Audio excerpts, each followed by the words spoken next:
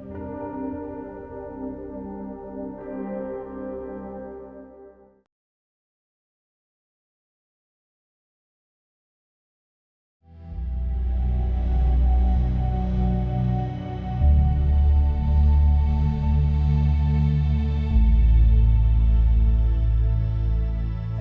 someone's first response to one of my images is, "How did you do it?" I feel I've failed. I don't mind that being the second question, but their first response should be like, "Oh, that's, strange," or, "Gee, it's relate." It reminds me, they just have some emotional, authentic, real response. Sometimes they have whole stories to tell about these things, and so that I don't have a hidden agenda. They aren't supposed to feel this way about that. It's not like some cryptic language that if you can only figure it out, you'll know exactly what was going on. Because it's below my conscious level when these things are being created. You're the carrier of the symbolic intent. Obviously, themes will reoccur, but a lot of times, if you read books on the brain, these are not at a conscious level. I'm not consciously picking out symbols. Well, if I do this, that'll refer to that. No, you can't intellectually do that.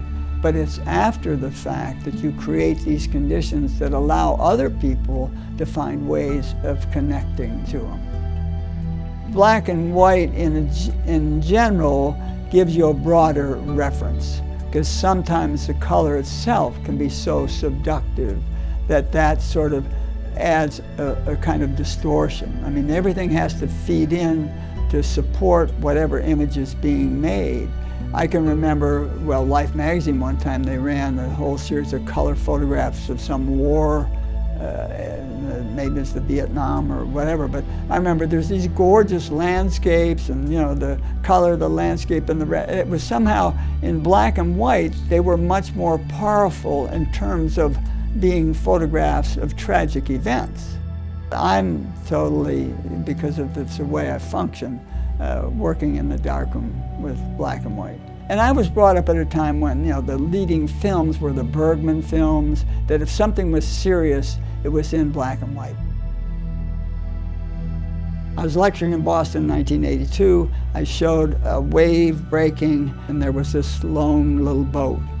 And I showed it after previously showing a piece that I said that I thought was Zen-like, and I said, Miner White, I think, would have liked this. Miner had died a few years before when he taught at MIT.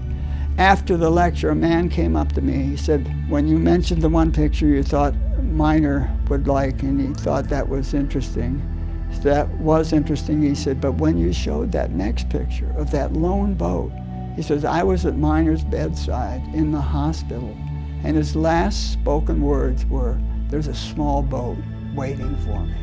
And when the man told me that, I got goosebumps. And I just went back to Florida, and I kept thinking about that, and I made an image that was a variation, a boat with this sort of cloud sphere. From that day on, the boat became a metaphor for me as a spiritual kind of journey.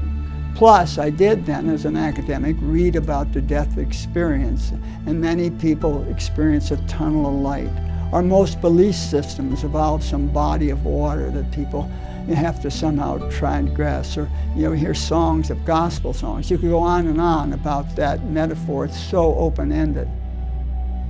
I just think of myself as an image maker. This is what my life is about, and I believe in photography in all its forms. It's my way of relating to the world and to myself. You're after being authentic, being who you are, and having some sense of craft that can allow this vision to sustain itself.